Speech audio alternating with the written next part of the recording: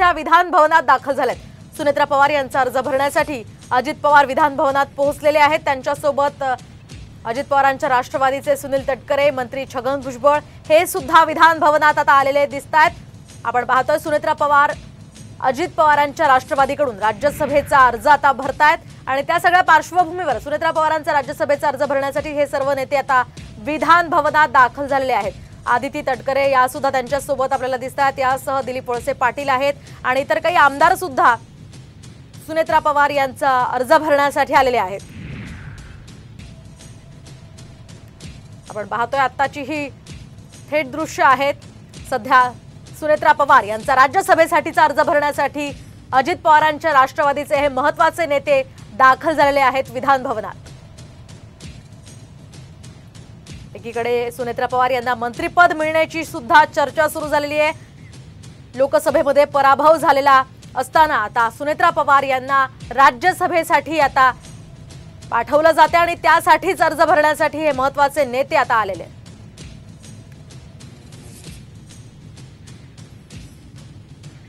या संदर्भात आपण अधिक माहिती जाणून घेऊयात आमच्या प्रतिनिधी रुपाली बडवे यांच्याकडून। रुपाली, काय सांगाल, विधान भवनामध्ये कोण आता सुनेत्रा पवार यांचा राज्यसभेचा अर्ज दाखल करण्यासाठी आलेला आहे? सुनेत्रा पवार आपल्या राज्यसभेचा उमेदवारी अर्ज भरण्यासाठी विधान भवनात दाखल झालेले आहेत। निवडणूक निर्णय अधिकारी यांच्या कक्षामध्ये त्या गेलेल्या आहेत। त्यांच्यासोबत सध्या आपण पाहतो आहोत की खरं तर अजित पवार, प्रफुल्ल पटेल, छगन भुजबळ, आदिती तटकरे आणि अनिल पाटील हे महत्त्वाचे जे नेते आहेत ते देखील या ठिकाणी उपस्थित आहेत आणि त्यांच्या उपस्थितीमध्ये हा राज्यसभेचा अर्ज आता भरला जात आहे। जशा पद्धतीने आपण पाहत आहोत की खरं तर हे राज्यसभाचं पद कुणाला द्यावं यावरून खरं तर राष्ट्रवादीच्या पक्षामध्ये काही नाराजी असल्याचं सुद्धा पाहायला मिळत आहे। छगन भुजबळ यांनी जशा पद्धतीने विधान केलेलं आहे की आनंद परांजपे हे देखील खरं तर इच्छुक होते आणि त्याच्यामुळे कुठेतरी नाराजीचं नाट्य सुद्धा पाहायला मिळते। मात्र आज हे सगळेच नेते जे आहेत ते सुनेत्रा पवार यांचा उमेदवारी अर्ज भरण्यासाठी निवडणूक निर्णय अधिकाऱ्यांच्या कार्यालयात दाखल आहेत।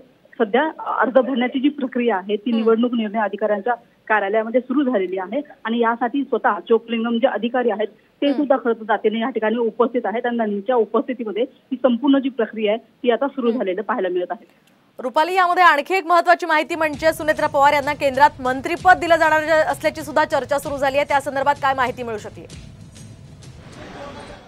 जेव्हा नरेंद्र मोदी यांच्या मंत्रिमंडळाचा खरं तर शपथविधी केला जात होता किंवा नंतर ज्यांना त्यांना मंत्रिपदाची जबाबदारी देण्यात आली तेव्हा असं एक चर्चा सुरू झाली होती की राष्ट्रवादीच्या वाट्याला सुद्धा एक मंत्रिपद दिलं जाईल।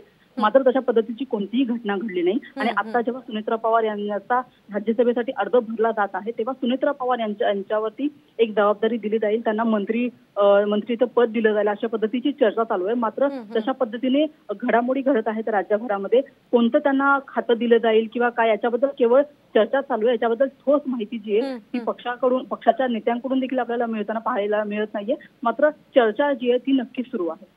अगदी नक्कीच रुपाली, आपण पाहिलं ज्याप्रमाणे तुम्ही सांगितलं छगन भुजबळ, आनंद परांजपे यासोबतच नितीन पाटील यांचं सुद्धा नाव खरं तर यासाठी चर्चेत होतं, त्यामुळे त्यांच्यामध्ये नाराजी आहे अशी चर्चा आहे। काय माहिती अद्याप त्या संदर्भातली मिळू शकली आहे?